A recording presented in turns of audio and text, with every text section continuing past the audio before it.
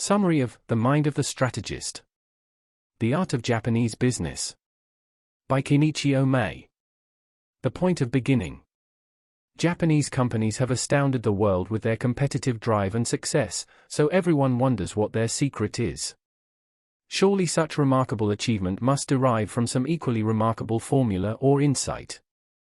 How paradoxical it is that these world-beating firms have no formal processes of strategic planning, lean or non-existent planning staffs and rudimentary technologies. With all these deficiencies, they still manage to penetrate new markets and establish dominance in a wide range of industries. In fact, although Japanese companies don't usually have an army of strategic planners, they do have some remarkable strategic insights. Usually those insights reside in one person, often the person who founded the company, perhaps a man with scant formal education. Instead of a thorough grounding in analytical methodologies, this man usually has an intuitive understanding of how the market works and where the company must position itself. These insights are creative, usually unorthodox, and often radically new. This kind of strategic visionary leader is becoming obsolete. In both the East and the West, the pressure of organization and institution overwhelms the individual, pushing aside the prophetic visionary, exalting the number-crunching rationalist. US corporations, in fact, look like the Soviet economy. They're full of central planners who attempt to control every detail of policy, procedure, resource allocation, risk and return. This sort of thing does not make for strategic success. Strategy is always and everywhere the product of an attitude and a way of thinking, not of an analysis or a set of facts. Great strategists are like great artists. Recognize that strategy begins with analysis. The strategist analyzes a set of facts, in the sense of taking the set apart, and then reassembling it in an order that makes sound strategic sense. The purpose of strategy is to maximize one's advantage. On a battlefield, this means picking the right place to fight, the right time to attack, the right time to retreat, weighing and reassessing as circumstances change, but always with maximum advantage in mind.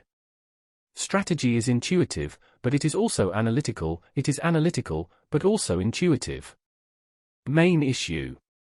The first step in strategy is to identify the one issue that matters most, the critical issue.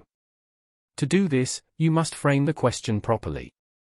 Suppose a company is incurring high costs for overtime work. What is the correct question?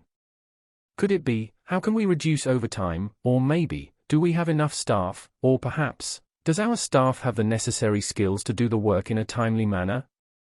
Each question would elicit a different response. Clearly, though, it is necessary to answer the third question before moving to the second, and then the first.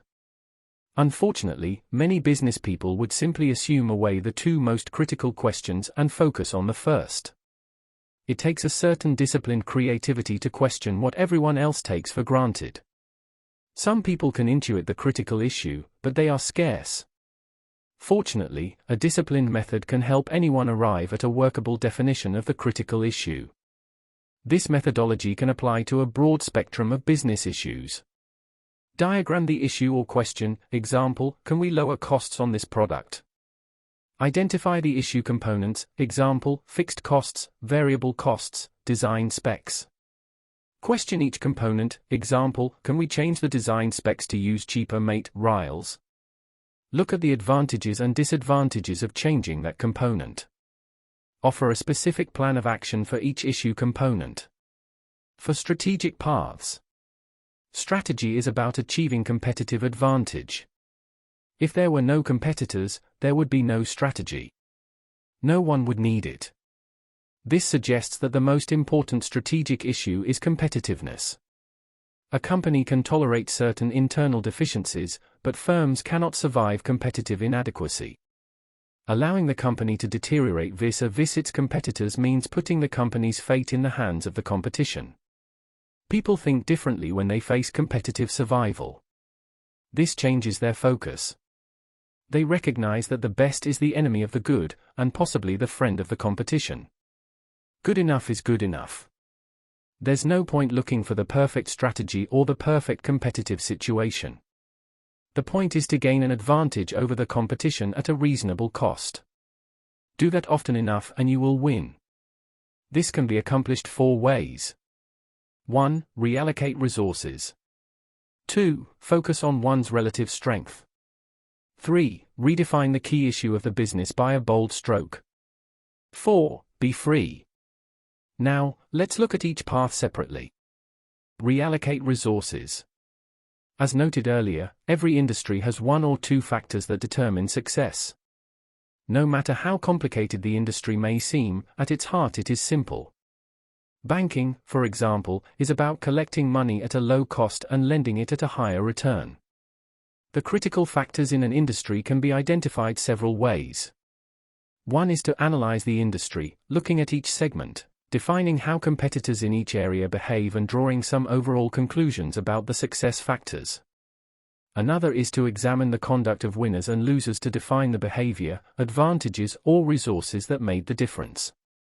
Once you have identified the key factor for success, KFS, in your industry, redeploy your resources to focus on building strength in that key factor. If it is service, focus your resources on developing outstanding service.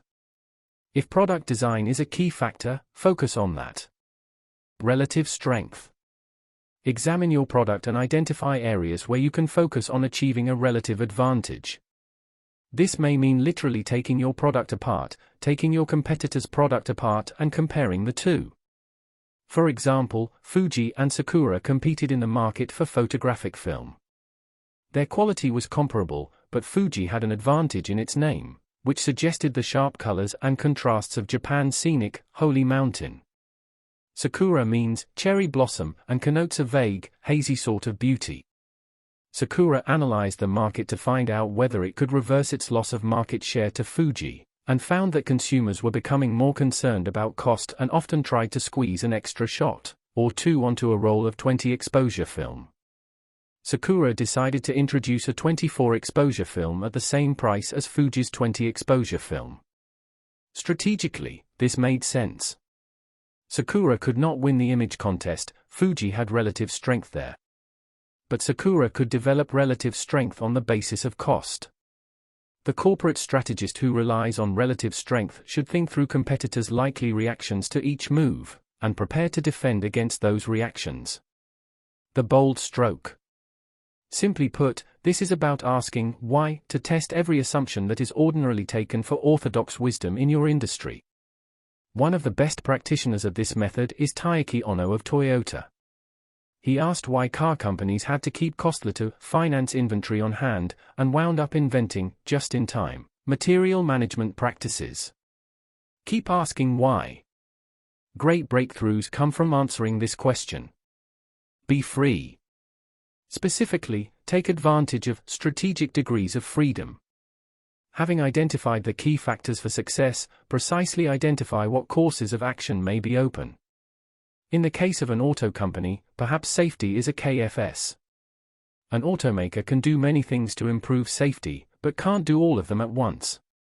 Meanwhile, there are some things that might improve safety but that the company simply cannot do. Strategic planning and strategic action should proceed in the areas where the company is indeed free to move. Strategic triangle. Using the methodology above, you will avoid some of the great errors of strategy, including tunnel vision. You must keep alternatives in view at all times. All or nothing, in fact, half a loaf, even a quarter, is preferable to none. Think of strategy as a triangle with 3 sides: company, customer, and competition. Movement by any of these elements affects the market and may make it necessary to change the strategy. However, strategic change can be vexingly difficult. Here are some examples. Company-based strategy. One Japanese air conditioner company with an outstanding reputation for engineering decided to cope with a competitive threat by developing a line of high-quality, high-priced home air conditioners. The product went to market and flopped. It was well engineered, but so heavy that distributors were not willing to carry and install it. There's an old saying to the effect that when the only tool you have is a hammer, every problem looks like a nail. Beware. Strategic planning must be broad and comprehensive. It must address not only immediate possibilities, but what-if consequences. Companies that opt to outsource some operations make a clear decision, a commitment, usually based on costs, to change what their company does and to focus their resources on what they do best. Customer-based strategy. Generally, a company should identify one subset or segment of customers and focus on them, instead of trying to satisfy the entire market. This means knowing your customer segment very well and understanding why you might have a relative strength with this group. Japanese car companies adopted this type of strategy in the 1970s, when they introduced fuel-efficient compact cars to the segment of the US market that was the most receptive to them.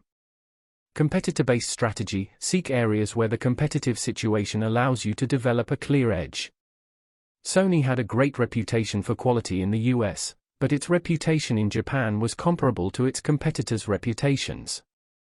Sony invested heavily in advertising, PR, and marketing, and soon commanded a price premium over its Japanese competitors because it had built relative superiority on the image front. Business strategy concerns how best to operate in a given economic environment. It would be foolish to ignore the implications of the overall economy. Low growth, for example, can exacerbate competitive pressures. Meanwhile, advances in technology or changes in industry structure may well derail strategies based on the assumptions of the past. Be aware, use foresight, and never stop asking why. Remember that your purpose in developing a strategy is to gain competitive advantage. Many small steps can add up to one very long lead over the competition.